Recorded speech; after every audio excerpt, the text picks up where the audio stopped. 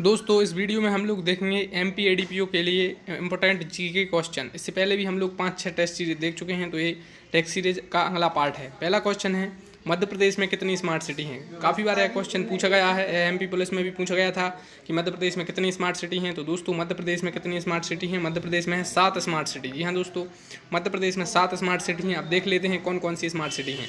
तो सागर smart city है, Jabalpur smart city है, इंदौर स्मार्ट सिटी है, भोपाल स्मार्ट सिटी है, सतना भी स्मार्ट सिटी है, उज्जैन स्मार्ट सिटी है और ग्वालियर को भी स्मार्ट सिटी है। तो कितनी मध्य प्रदेश में स्मार्ट सिटी हैं, और क्वेश्चन आए तो 7 हैं।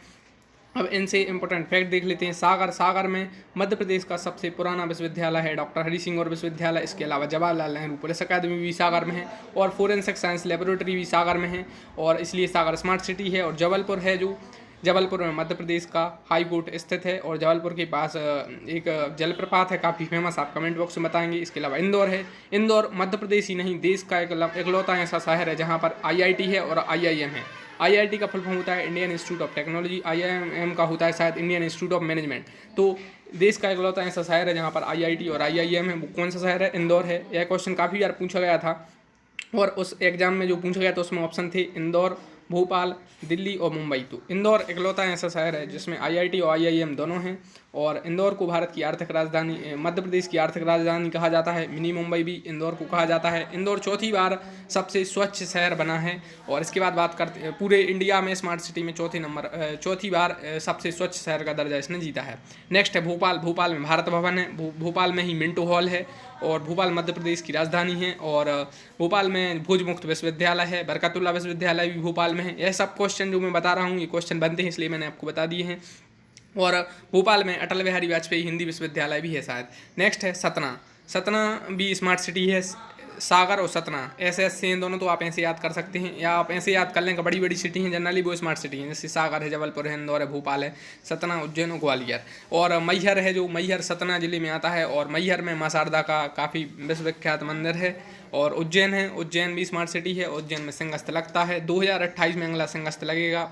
उज्जैन क्षिप्रा नदी के किनारे स्थित है, और उज्जैन में शायद संदीपनी आश्रम भी उज्जैन में है, हाँ, और इसलिए भी उज्जैन काफ़ी फेमस है। नेक्स्ट है, और उज्जैन से संबंध था महाकवि कालिदास का। महाकवि कालिदास का संबंध उज्जैन से था, और उनकी जो 3-4 रचनाएं थीं वो 3 पूछ ली जाती हैं, एक दे देते हैं इनमें से कौन सी रचना महाकवि कालिदास की नहीं है, तो इस टाइप के क्वेश्चन बनते हैं एडीपीओ एग्जाम में, आप यह ध्यान रखिए। नेक्स्ट है ग्वालियर। ग्वालियर भी स्मार्ट सिटी है, और मध्य प्रदेश का जो उच्च न्यायालय जबलपुर में है। इसमें 2 खंडपीठ हैं, एक इंदौर में है और दूसरी ग्वालियर में है। नेक्स्ट, और ग्वालियर में महारानी लक्ष्मीबाई की समाधि है, और तानसेन की समाधि भी ग्वालियर में ही है, और तानसेन का संबंध ग्वालियर से था। नेक्स्ट है, ओरछा किस जिले में आता है? ओरछा को अभी यूनाइटेड नेशन की वर्ल्ड हेरिटेज साइट में, जो अभी टेंटेटिव लिस्ट में डाला गया है, मतलब इसे वर्ल्ड हेरिटेज साइट का दर्जा मिल सकता है। और ओरछा काफ़ी फेमस है, यहाँ के विश्वविख्यात मंदिर काफ़ी फेमस हैं, देश विदेश में ओरछा काफ़ी फेमस है। और यह किस जिले में आता है क्वेश्चन बनता है, तो ओरछा आता है निवाड़ी जिले में।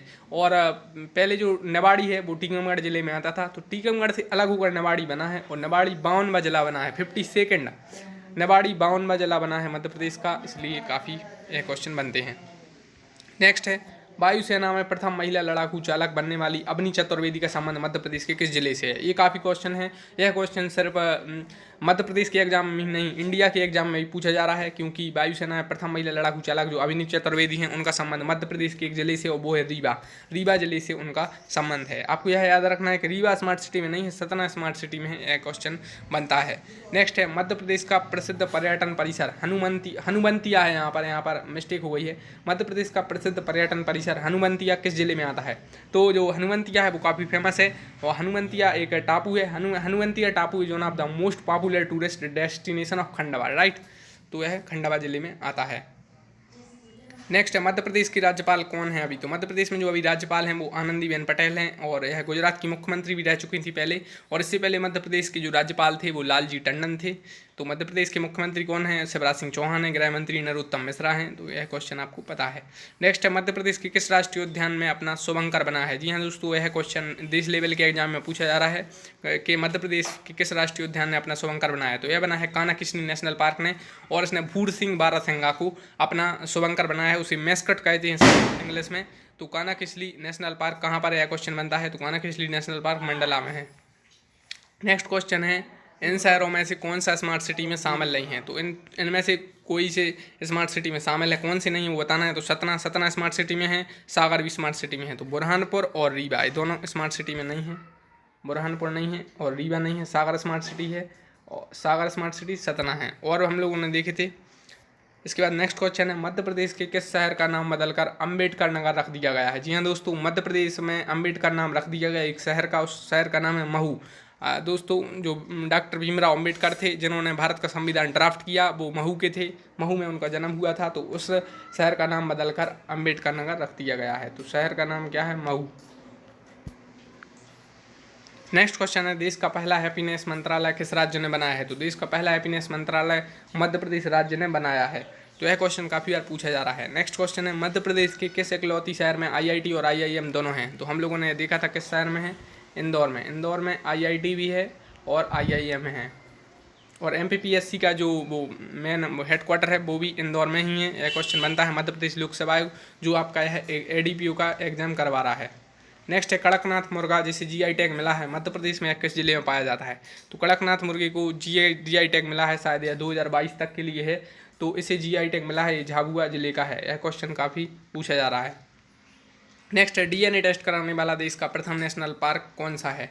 तो डीएनए टेस्ट कराने वाला देश का प्रथम नेशनल पार्क है Satpura tiger reserve. Satpura tiger reserve DNA test कराने वाला प्रथम नेशनल पार्क है। दोस्तों मध्य प्रदेश में सबसे ज़्यादा नेशनल पार्क पाए जाते हैं और मध्य प्रदेश में सबसे ज़्यादा बाघ भी पाए जाते हैं, इन्हें टाइगर कहते हैं।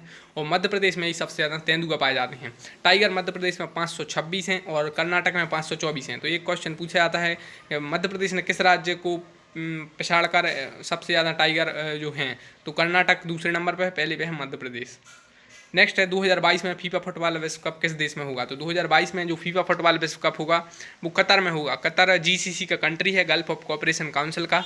और कतर की जो राजधानी है वो दोहा है। कतर एशिया में ही आता है और कतर में सबसे ज़्यादा गैस, काफ़ी गैस पाई जाती है कतर में। कतर निर्यात करता है गैस, तो इसलिए भी कतर काफ़ी फेमस है।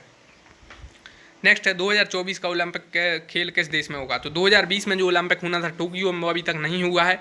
वो 2021 में होने की अभी संभावना है अगर। और 2024 का जो ओलंपिक होगा वो पेरिस फ्रांस में होगा। फ्रांस से भारत ने राफेल विमान लिए हैं। France United nation security council का परमानेंट मेंबर है। नेक्स्ट, इजराइल के नए प्रधानमंत्री अभी हाल ही में कौन बने हैं? इजराइल के प्रधानमंत्री इससे पहले थे बेंजामिन नेतन्याहू। इजराइल काफ़ी चर्चा में है। इजराइल में एक एंटी डिफेंस मिसाइल सिस्टम है आयरन डोम, इसलिए भी इजराइल चर्चा में है। और इजराइल के जो अभी नए प्रधानमंत्री बने हैं वो हैं Naftali Bennett. Naftali Bennett Israel के नए प्रधानमंत्री हैं। इससे पहले कौन थे? तो बेंजामिन नेतन्याहू इजराइल के जो प्राइम मिनिस्टर थे।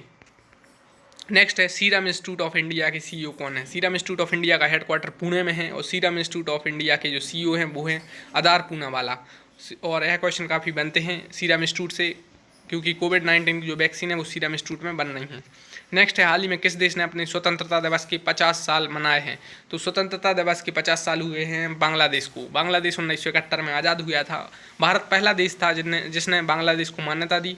और भारत पाकिस्तान युद्ध 1971 में हुआ था, उसी के परिणाम स्वरूप बांग्लादेश का जो वो हुआ।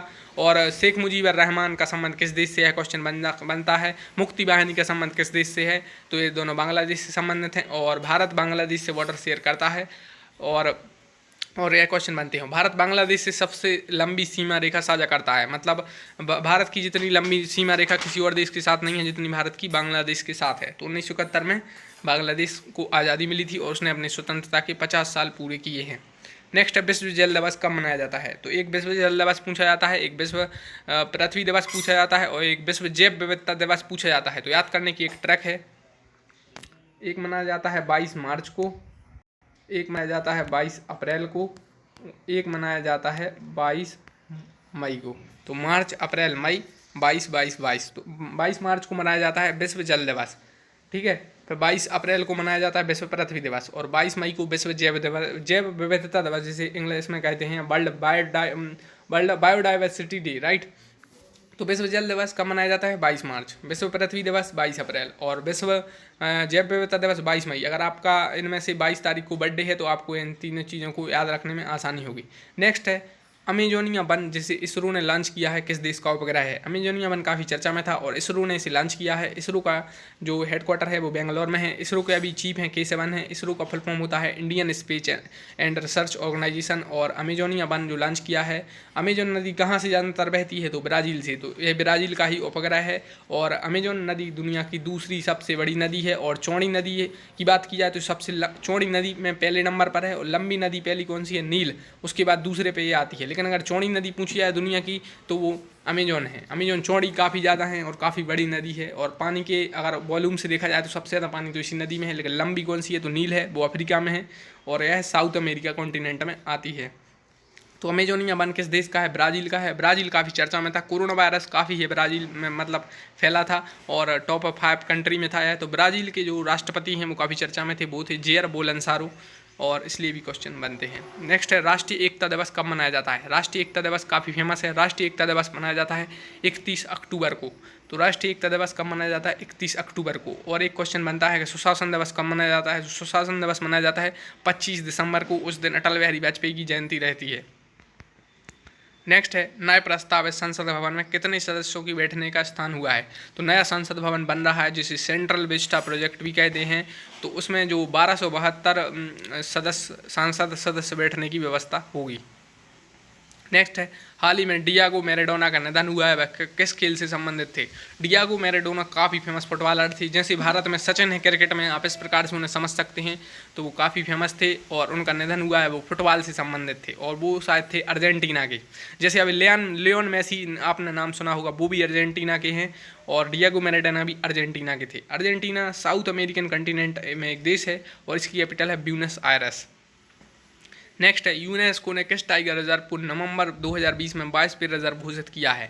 तो यूनेस्को भारत जो टाइगर रिजर्व हैं वो अलग हैं। यूनेस्को उन्हीं टाइगर रिजर्व में से कुछ को यूनेस्को मान्यता दे देता है, तो उसे हम कहते हैं यूनेस्को ने से बायोस्फीयर रिजर्व घोषित किया है। तो पन्ना बायोस्फीयर रिजर्व को यूनेस्को ने नवंबर 2020 में मान्यता दी है, अभी हाल ही में दी है। इसलिए यह क्वेश्चन जो SSC लेवल एग्जाम में भी बन सकता है, MPPSC में भी बन सकता है और MPPSC करवाता है जो ADPO एग्जाम, इसमें भी यह क्वेश्चन बन सकता है। नेक्स्ट है your best day is today नामक पुस्तक किसने लिखी? पुस्तक पूरी नहीं पढ़ना है, इंपॉर्टेंट पूछी जाती हैं। जैसे आई एम नो मसीहा पुस्तक किसने लिखी और your best day is today यह पुस्तक लिखी है अनुपम खेर ने। अनुपम खेर ने लिखी है। और एक पुस्तक है आई एम नो मसीहा, यह लिखी है सोनू सूद ने। तो ये दो पुस्तक काफ़ी इंपॉर्टेंट है। नेक्स्ट है मध्य प्रदेश में पीताम्बरा शक्तिपीठ किस जिले में है? तो पीताम्बरा शक्तिपीठ काफ़ी फेमस है और यह दतिया जिले में है। दतिया जिले में पीताम्बरा शक्तिपीठ है।